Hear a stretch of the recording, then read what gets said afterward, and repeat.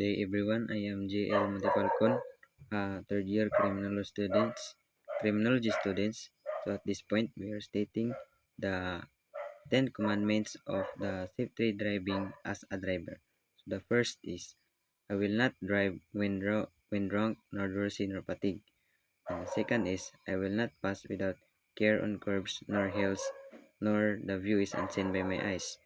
Next is, I will not violate speed laws, nor exceed speed limits. Next, fourth, um, fourth commandment is, I do not disobey highway signs and traffic signals. The fifth is, I do not make a twist without signaling my intention. The sixth is, I do not accelerate my speed on school, hospitals, and other danger zones. And the seventh commandment is, I will be careless on crossing an intersection at intersection. And the next is, I do not glare my headlights on approaching cars at night. The next the ninth commandment is, I will slow down my wheel.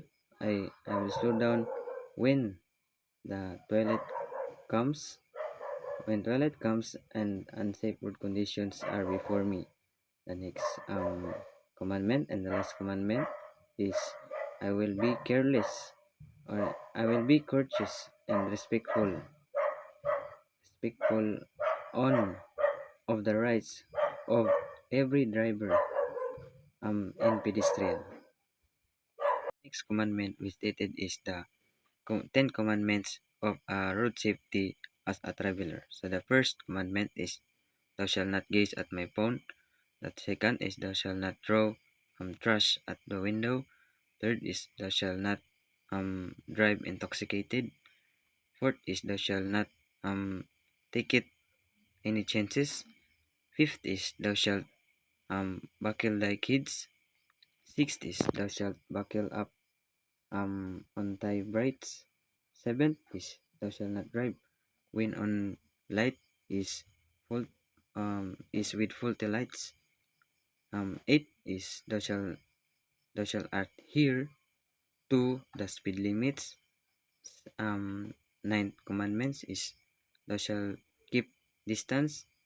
10 commandments, or the last commandment is, thou shalt practice patience.